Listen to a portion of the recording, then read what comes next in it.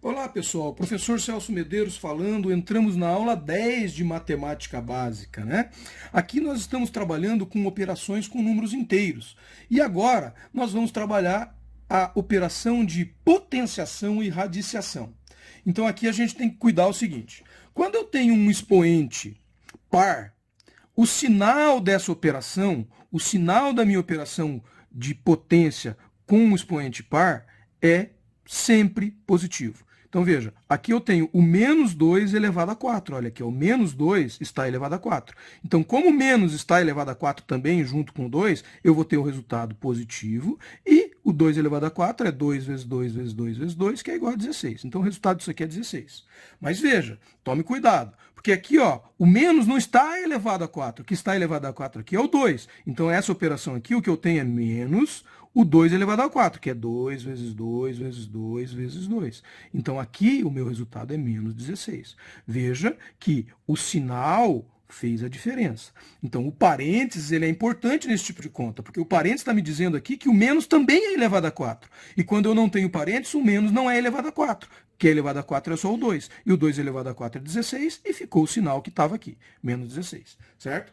Já, se o meu expoente aqui fosse ímpar, aí seria diferente. Se o meu expoente ímpar, base positiva, sempre positivo. Então, a base do meu número é positivo, mesmo o meu expoente sendo ímpar, sempre positivo. Então, veja, o meu expoente, na realidade, sim, se o meu sinal for positivo, eu sempre vou ter um resultado positivo.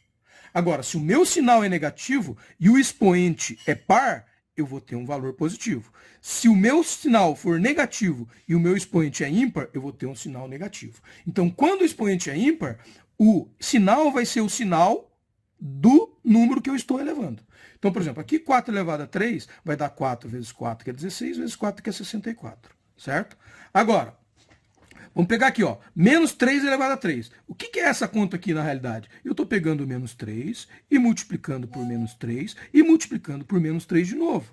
Então, veja, menos 3 vezes menos 3. Bom, na multiplicação, menos com menos não dá mais, então deu mais 9. Agora eu vou pegar esse mais 9 e vou multiplicar por menos 3. Bom, na multiplicação, mais com menos dá menos, então deu menos 27.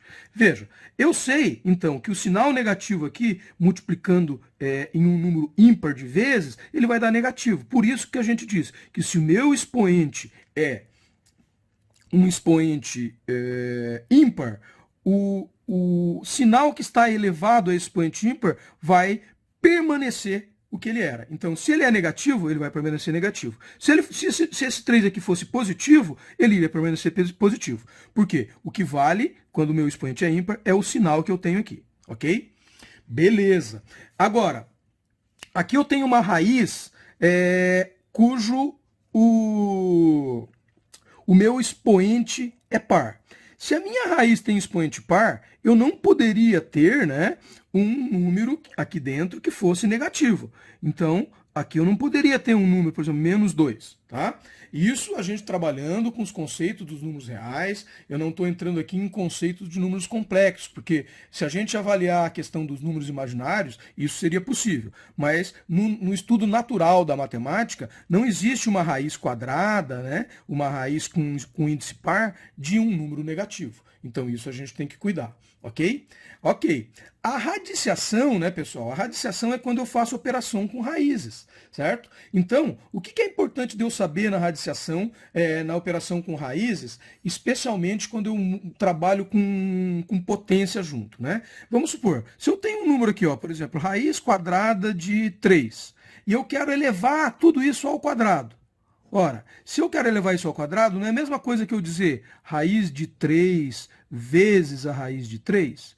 Quando eu multiplico a raiz de 3 pela raiz de 3, as raízes se eliminam e eu fico com o 3. Então aqui eu poderia dizer, essa raiz quadrada tem esse índice 2. Eu posso pegar esse 2 aqui do índice e cortar com esse 2 aqui. E sobra só o 3. Né? Quer ver? Ó, vamos fazer uma outra operação. Vamos pegar, em vez de ser uma raiz quadrada, vamos pegar aqui, ó, raiz cúbica de 4. Certo? Se eu quero pegar essa raiz cúbica de 4 e elevar ao cubo, eu posso simplesmente cortar a raiz com o que eu elevei. E aqui vai sobrar somente o 4. Certo? Então, eu posso fazer essa operação de simplificação com raízes. Beleza? E o sinal, né? O sinal a gente costuma dizer que a raiz de um número, se eu pegar aqui, por exemplo, a raiz quadrada de 9, a gente sabe que a raiz quadrada de 9 é 3. Por quê? Porque 3 vezes 3 é igual a 9. Mas a gente também poderia dizer que a raiz quadrada de 9 é menos 3. Por quê? Menos 3 vezes o menos 3 também dá 9. Certo? E o conceito da raiz quadrada é um número que multiplicado por ele mesmo deu o resultado que está dentro da minha raiz. Então, por isso que a gente às vezes encontra situações onde diz a raiz de 9 é mais ou menos 3. Certo? Então, essa é a informação primária que a gente poderia trabalhar inicialmente com a matemática básica, considerando potências e radiciação. O conceito aqui mais importante, né, é a gente entender que a potência de um expoente par, né, ela vai ficar, o sinal, quando ele é elevado a esse expoente par, ele vai ficar positivo. Então eu vou fazer a conta, 2 elevado a 4 normalmente, e no final eu vou definir se esse número é positivo ou negativo.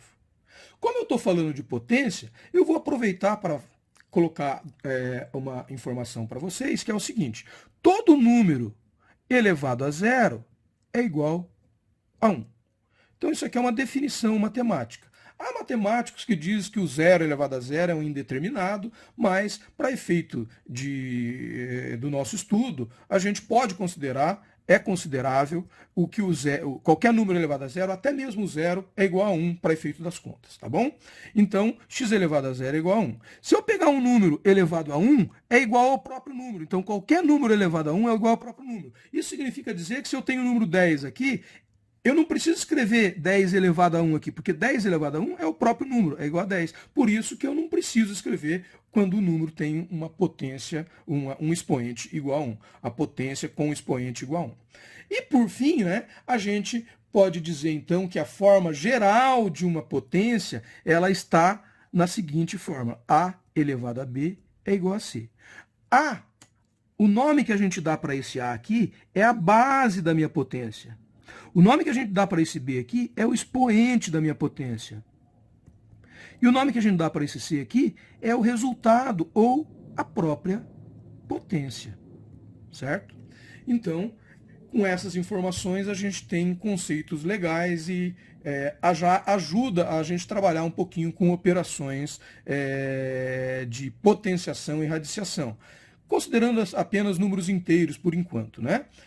No futuro, a gente vai evoluir um pouquinho mais nessa parte do estudo. Mas, por enquanto, isso aqui é suficiente. Um grande abraço, até uma próxima.